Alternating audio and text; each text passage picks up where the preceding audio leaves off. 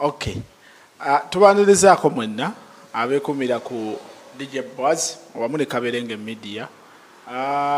Nze munnammwe ababuuzaako yenze DJ Boaz. Omwanjuzi wa program era omusunsuzi era omukwaba abazikutuusaako. Ku mulundi guno tukyali Mbulemeezi bamunaanika Sika Town Council. Tutunuulira ebimu ku bitambula mu Sika Town Council ebikwatagana n'ebyobululu. Nga bwe kiri nti twakava mu kamyufu kanuupu eno kirala kubanga essuubi abamuli abaweddemu ate n'abalala ne balifuna. Ku mulundi guno nina omwami gwe mbatuusaako oba gwe mbaleetera gwe muli mu kwekkaanyaako nga bwe mumulaba nga ye kigambibwa nti y'omu kubakulira ekitebe kya Nuupu wano e Busiika Town Council. Sebo nsanyuse nnyo okulaba. Nange okulaba muganda wange. Obulamu obusanze otya? Tebubadde bubi, obulamu bulungi nnyo. Emirimu gibadde gitambulira ddala.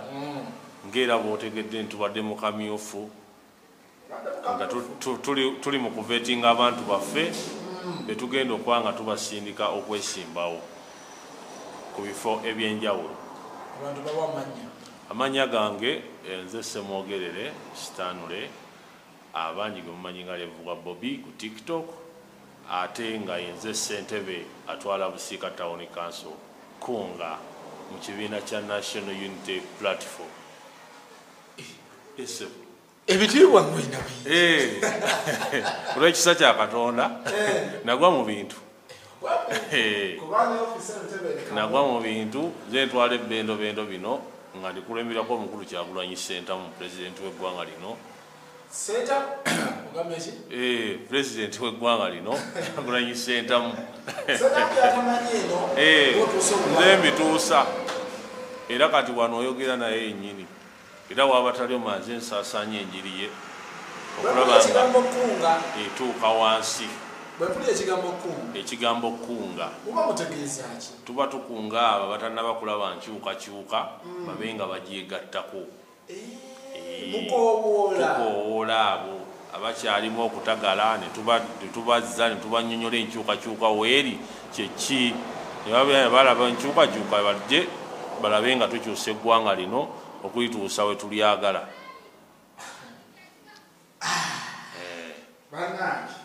Kale si byangu babimuwulidde. Musajja ayogeza maanyi era balaga ekintu bakiri wakati omwaka 2026 okulaba otya munno 2026 nyongera okubategeeza twatandikira ddala mu kaluka abavubuka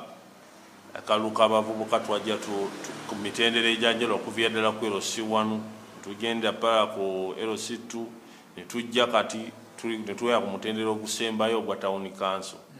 Awo na twajja tulidinga bulungi nga tutambula bulungi era ffe ngaffe tukanyanga ekibiina ati ffe twatwala win.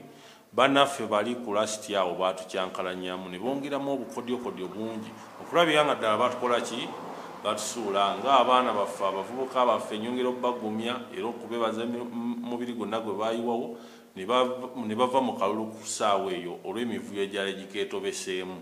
Naye ngaffe National Unity Platform twalaga nti tulina obuwanguzi bw'amaanyi olw'ensonga kyabadde nga tekibeerangawo ebbanga lyonna obulwavubuka obubadde nga bulondebwa obwabakadde obwabaki nga tuwulira bulizi nti oyo wabakadde ku Town Council oyo wabakadde ku gundi ono oyo wabavubuka ku Town Council nga tetubimanya ng'ekibiina kiri kyo kironda abantu baayo bekyagadde.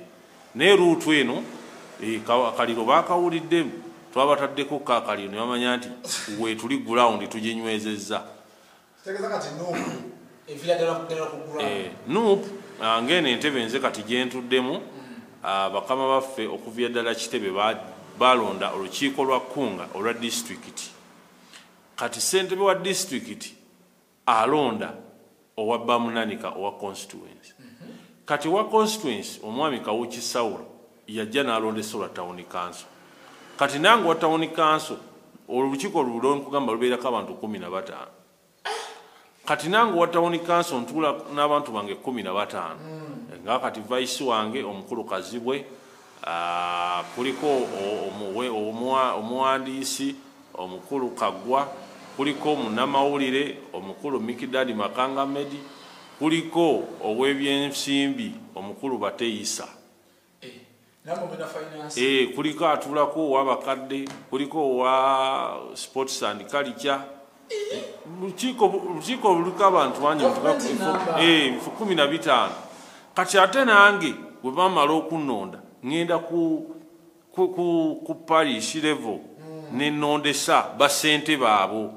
Kati wantu tulina emiruka 4 nonda abo nabo kati n'abo bennooze abantu babwe 15 Kamira omuluka ninako abantu 15, Ebusoke ninayo abantu 15, Evumba nina abantu 15, ne Busiika abantu 15.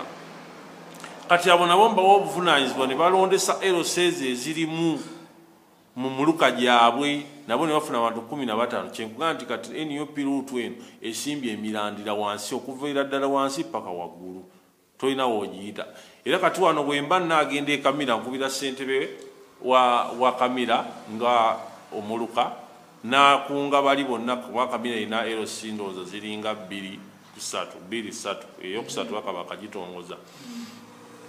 Kati naye nakunga abo, kitegeeza mba ngenda kusangawo abantu abali mu nkaaga nga banenderedde nga ba National Unity Platform, kubanga LC zizina 15 bantu 45 n'olukiiko olukulu olw'omuluka olw'Erositu nalwo lulina abantu mmeka? Be bantu 6. Ngenda otuukayo nga weebali bonna weebali. So kati awo obukulembeze ne buba nga tukyabukutte bulungi, era kyatuwadde nnyo enkizo okulaba nga tufuna bakandideti baffe abatuufu abatatwerimbiseemu. Kwano bwe tutuuse kati babadde mu vetting ne bayisawo bakansala abayiseewo ate abatayiseewo, era nabo tukyalina bwe twagala bakomyawo emitima bakome otutambuza emirimu. Yesewo gwe olowooza akamyufu kano ke mwavuddemu nga National Unity Platform. Yes sir. National Unity Platform kagirese eri kyekimu nga bwe badde. Wano nga nze njogerera nnyo wano nga nze Busiika Town Council nti omuntu bwe yajja ojja okufuna kaadi bingi bye basinziirako okubeera nga bakuwa kaadi. Abantu bangi bajja beesimbawo, nja okugeza nga tulinawo abajja nga tebalina abeesimbyeko ng'ewo ekitiibwa Meya Nnyumbi Richard, oyo talina yamwesimbawo, yayitawo bulambalamba. Oweekitiibwa Kasibante Ahmed, district councillor, eyo naye yayitawo nga talina amukoze eki. Kakati ebifo bino ebiriwo nga njawulo kwogerako ku woman councillor wa district, kwaliko abakyala 3, kwaliko omukyala Nabwire wamu n'omukyala Mugenyi Heleni, kwaliko n'omukyala erinnya lye nderabiddemuko, omukyala oyo abo ekyabo kyatambula kiti. Kakati awo twatuuka awo, bwebatuuka awo bakola ki? Bajja ku gulawundi, bwe bajja ku gulawundi banoonyereza ani asinga wano, amaanyi gali gatya. Akamyufu kaayo ebadde etuma ababaka okuva mu kibiina bajja ne bakebera, baleeta ttiimu okuva ku kitebe waggulu nenoonyereza, ne babuuza ku bakooda gundi ono atambula atya, amaze ebbanga ki nga atambula n'ekibiina. Kubasinziira ne babanya ku gulawundi waliwo 60% okubeera gy'ogenda nayo, kati waggulu eri mu vetting nayo n'ogattako 40%. Kakati awo wafunangawo kati wansi wano kati ne Council Sirage naye yayitawo bulambalama nga tavuganyizibbwa Busiika Ward. Kati kwabo bakansala abo abayitawo nga tebavuganyiziddwa Busiika bali bameka? Abayitawo bali 3. Meya Nnyumbi Richard aliko kati, era gwe tusuubira nti agenda kuddawo okuba kati National Unity Platform fetuyisawo bakandidate bawanguzi bokka. Kasibante Ahmed district councillor oyo naye abaddeyo era yaddayo, era gwe twaleese naye yayitawo bulambalamba omukulu Kijambo Siraaje oyo wa Busiika Award naye yayitawo nga talina muvuganyiza. Kati njogera ku bano abajja nga bali babiri bali basatu. Yes, era kibaleseewa. Kakati abo abajja nga bali basatu ne bagenda mu betting ne balaga nti munnaabwe abalidde kati twakkaanya nti bakulya n'obeera nga bakusinze gwe olina okudda emabega w'oyo akuwangudde. Kati kiwangula mukulu Mikidadi Makanga Medi awamu n'omwami Ebusoke n'omwami Sendijja Charles abo b'omuluka gw'Ebusoke babadde babiri era omwami Sendijja yafundikidde awangudde Mikidadi Makanga Medi. Mikidadi Makanga Medi bamututeko kaadi ye muwandiisi waffe wano ya munnamawulire waffe wano ku lukiiko lwa Town Council bamusinze era nakkiriza okudda emabega w'oyo. Abasinga era wetunawulira kubanga twakkaanya twayimira tubagamba nti bwe baba tebakuwadde kaadi olina okudda emabega w'oyo ne tuba nga tutambuza emirimu gy'ekibiina. So kijja kuba kya nsonyi nnyo okuwulira nti oba Mikidadi ate yazze independent oba ovudde ku mateeka g'ekibiina. Abajja independent era omumanyi era baali bazze twerimbikamu nga bakimye ebyaffe bamale bagende nga bazze tukozesa bukozesa. Olwaleero bangi akalulu kano akamyufu ka NUP bekawanudde. Omuntu yalina obusobozi nga ne ku ground abantu bamwagala ng'ovudde kubeera nti oba oli awo badde atambulire ku yo nnyo naye nga yasobola okubeera nga abantu bamuteekamu obwesige okubudde buno nga bamututteko kaadi tagirina. Bw'akomawo ate abeera munnanfuusi. Aba munnanfuusi kubanga wakkanya n'ekibiina nti bwe baba bampangudde nzira mabega w'oyo. Kati bw'ojja independent kitegeeza ekibiina oba okikoze eki okivuddemu ate kiba kitulaze nti gwe wali ozze kwerimbikamu ffe tukwe kaadi yaffe omale ogenda okola ebiki ebibyo. So taba na mutima gwa kibiina. Bantu bangi be bamye kaadi ng'obalaba njagala okutwalako Jinja meya w'Ejjinja omuvubuka oyo yabadde esimbyeyo Bobijja nti yabadde foot soldier nga w'amaanyi naye ekitebe abakamaffe balabye nga addeko ebbali baleeta oli omulala gwe yabadde naye kirumamu naye yalaze Sweden n'alaga nti ye waali azeeyo kutuddukanya mirimu gya kibiina naye yayo yabadde yasobola okujja independent. So kyetukubiza ne bannaffe be bawangudde mu kamyufu badde emabega wa bannaffe tulabe nga tutambuza emirimu gy'ekibiina. Busiika Town Council twagala nga NUP wonna nga tutiikinga butiikinzi ambuleera wonna okitegedde nopu ku ntiko gye twagala mu Busiika Town Council nganze ssentebe kijja kunkola bubi okulabika nga eri ate abavudde mu kibiina ate nga bampima kukunga abantu abo okwegatta mu kibiina. Awo wennyini mu ofiisi eno bw'otudde ogattirawa ku bantu abakwetoolodde? Ofiisi eno sigituulamu nzekka etuulamu ne constituency nga registra atwala constituency eno registra omukulu Bruno naye alinako akasenga awo munda ate awamu ne ssentebe wa constituency eya Bamunaanika omukulu Kawekisawo era naye alinako ofiisi awo munda era lwonooba okugerako ko nabo era ojja kuba obafuna. Naye olunaku lwaleero nga wajenti lwange nzikiriza nkunyonnyola ebyange wenkoma ate ebisigadde byabakama bange waggulu awo. Omuntu wa bulijjo yaganyibwamu mu ofiisi eno.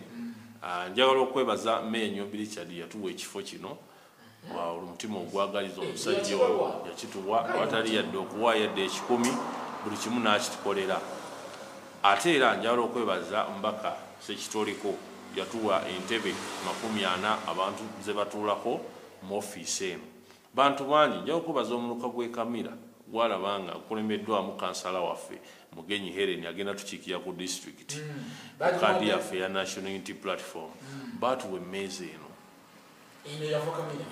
muluka gw'ekamira kwe tuwandiikira ku butuula n'abantu bangi abakoze ebintu bingi eby'enjawulo okulaba nga baddukira omulimu guno.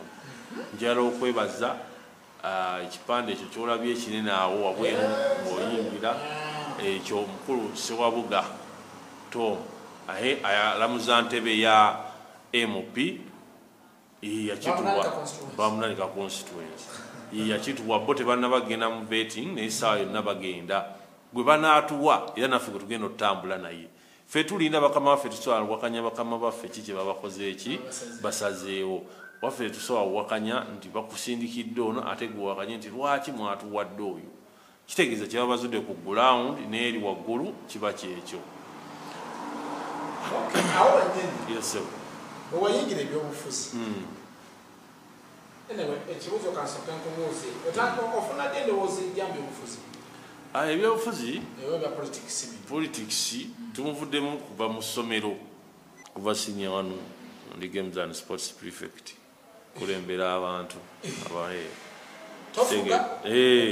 tukulembera abantu ffe tuli bafuzi mwene yupi tetufuga tuli bakulembeze segedde so bintu bingi byetuze nga ddamu projects nyingi ez'enjawulo zetuze nga tubeeramu nga tukulembera abantu makyaki wa naye olw'ekisa kya Katonda ate ne wano mu byobufuzi nayinga olw'ekibiina kyange kino ekyenkyukakyuka ekibiina kyentanikiddemu okulaba nga okulonda kwange kyentandise nakyo era kyekyaffe era we nakimanya ngaawo okulembeze nga bujja ne nga lwaki sisiima era neyisimbawo ssebo okubantu abe 15 kaali kalulu ssebo okunonda abantu ne banteekamu obwesige ne banonda tulondwa bulondwa bamemba abo ababeerawo babayita abakola town council bonna bajja naga twagala okulonda olukiiko olutwala town council ne baleeta erinnya ne tugenda mu kalulu nti tuliwo babiri nti ye tugende mu kalulu asinga nga bamulayiza era ssebo registra yamudayiza wano y'omukulu Bruno ojja kumulabako olibozzeeko wano sajja katonotono kali awo tusobola kukawa kifo naye nga ssebo ke kaligesitulaako akabadde kakutte katadde bendo lino ku bunkenke nga bamunaanika ku bigambo bya kaadi oyo Bruno waba takuoneddeeko stamp eya registra tosobola kugenda kwewandiisa nogira ku kaadi ya National Unity Platform yoyo Bruno njagala kumanya yes mu Busiika waadi bani abayitawo bani abaabo Busiika waadi kunakutegeezeza ku bakyala ku baami nakutegeezeza Kijambu Siraaje yayitawo bulambalamba nga tavuganyizibwa kati ku bakansala tulinawo omukyala oyo Naalongo owa Busiika waadi Naalongo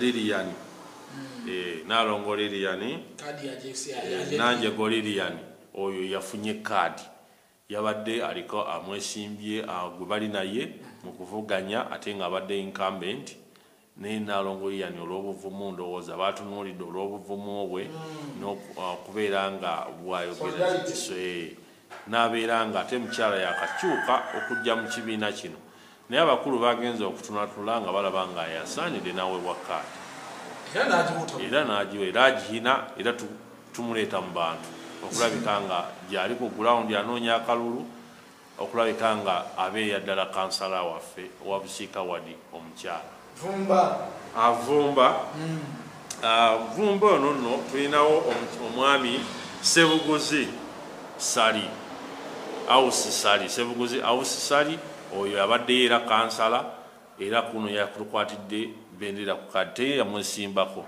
yayiseewo naye bulambala nga Siraaje tulinawo n'omukyala Nansamba Gladys eyo naye yayitawo era wavumba abakyala woman councilor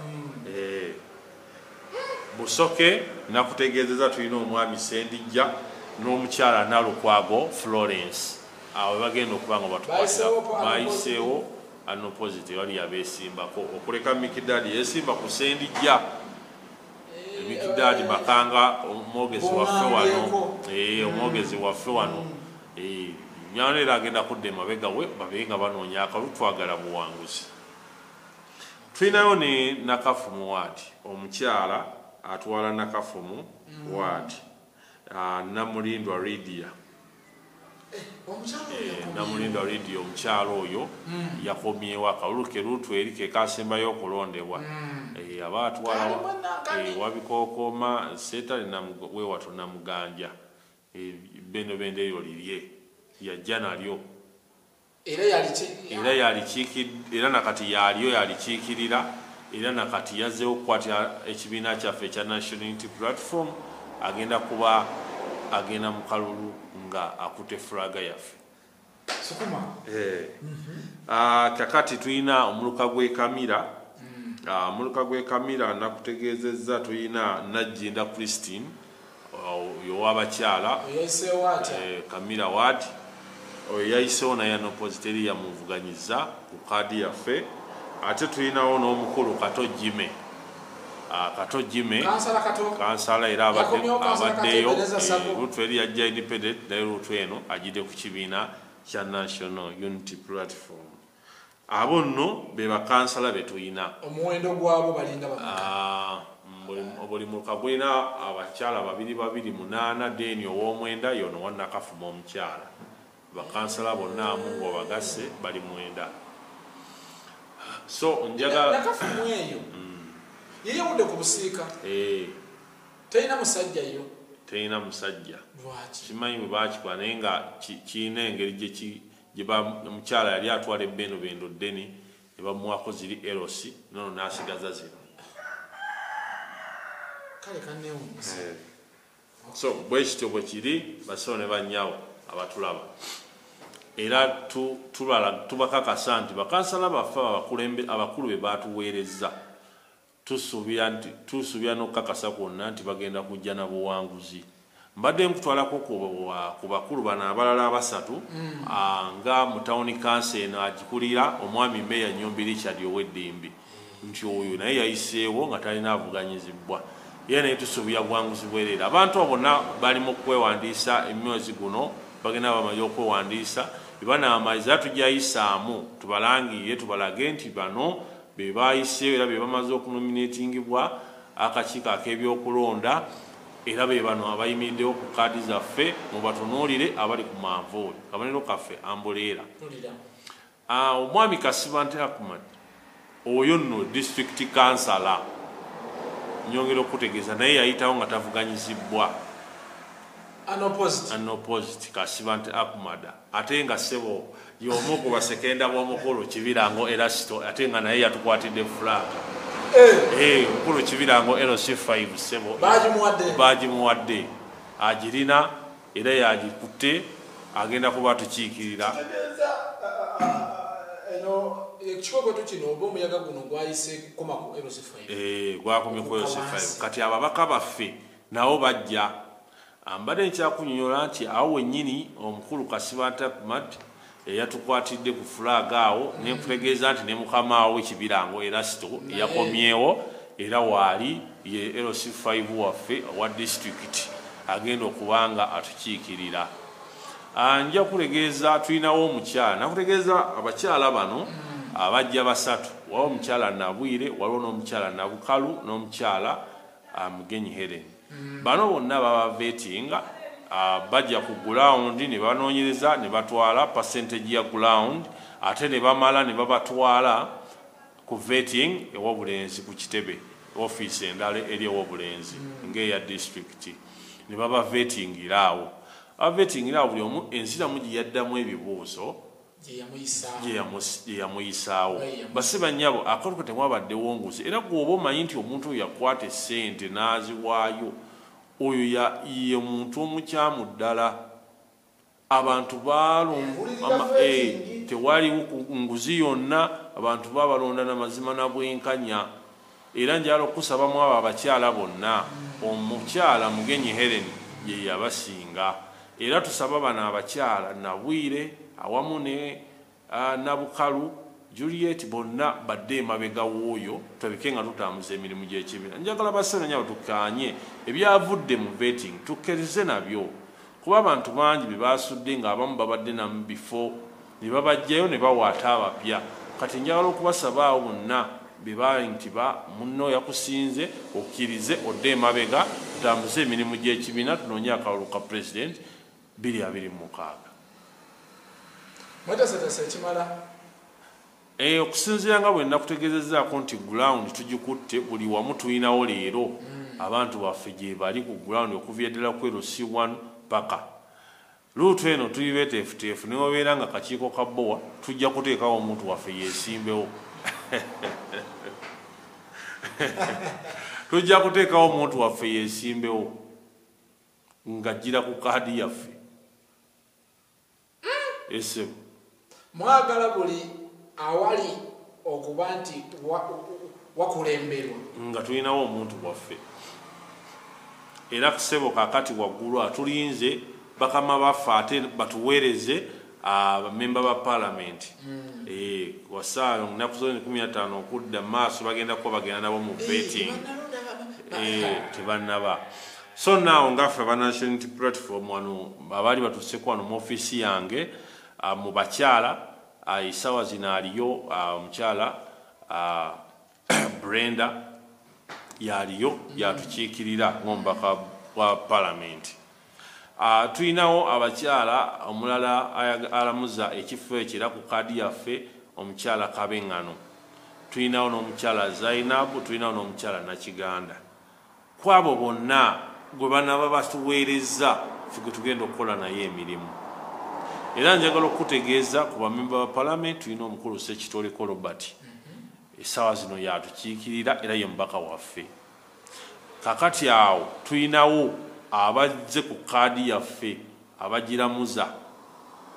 Tulinawo omubaka mukulu Serunjogi Sulman small boy to parliament wali muzaala yebusiika ate esebo.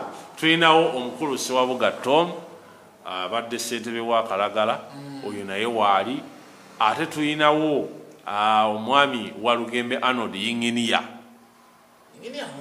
Inginiya oyo naye waali musajja w'amaanyi era amaanyi gakyali awo gakyabalansize bonna ffe tulinda bulinzi ani gwe banaatuweereza. Ate tulinawo n'omukulu Ssekadde Samuel Munaluwe okiwulira. Abo bonna betulinze balondeko ani agenda otukwatira fulaga yaffe tulabike nga tugenda mu maaso. Kitegeeza abantu abasindikiddwa okuva ku bulawundi okugenda obakiikirira mwandibanga mutaddeyo nnyo ogamba mutaddeyo nnyo omwoyo kubekkaanya bo bali batya kyekyo bayita vetting bagenda tiimu kyemanyiza ajjadda ku gulawundi ne zijjaho nti ali atya atambula atya mu bantu. Kati ate n'ekitebe bye banaababuuza bajja kugattako. Kale kutumiddeko nnyo Serunjogi Sebo MP2B nkwagalira nnyo nnyini ddala n'omukulu Nkambwe Ismas Okusugimat naawe nkwagala nnyo Siraje nkwagala nnyo Meya Nyombi Richard ow'eddembe I salute you kwosa n'omukulu Mwaseddirisa Kalyowa mwenna mbaagala nnyo mbaagalira ddala. So mukama wange kansubira nti nno ndowooza tetulina ketuleseeyo nnyo tetulinawo okuleka okutumira ku bantu bange ssebo benkola nabo olukiiko olwenkola nabo olukuma ofiisi eno nga vice wange ebise ebisinga yabeera mu ofiisi eno omukulu Kazibwe nkutumiddeko nnyo ssebo. Omukulu Kagwapo omuwandiisi wange emirimu gimutwala naye mutumiddeko. Ate era nentumirako omwana Mikidadi Makanga Medi oyo mwogezi wange w'ekibiina wano. Ensonga zonna yaba alina ozifulumya, amawulire gonna yaba alina ogafulumya. Nyongera okutumirako awamu omukulu Bateeyisa Bateeyisa ow'ensawo ow'ensawo. Ate nyongera otulako n'owabakadde omwami Magambo ow'enkyukakyuka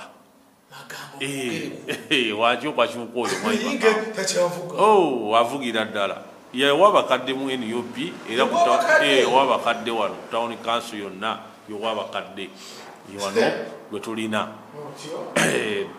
abo bonna nyongera obatumirako ate nyongera tuyako ne basente bange bonna ab'emiruka awamu n'obukiiko bwabwe bonna akakiiko k'esseeta ketwasembayo okulonda era fayiro zaabwe bonna bweziwano tubayina amannya gaabwe bonna tubayina nyongera obatumirako ate nyongera okutumirako kansala wange Mukiibi David Kiwendaawo ne Meya Kato omanyeeyo ssebo gye banzaala ne Meya Kato agenda kubanga akiikiya Busukuma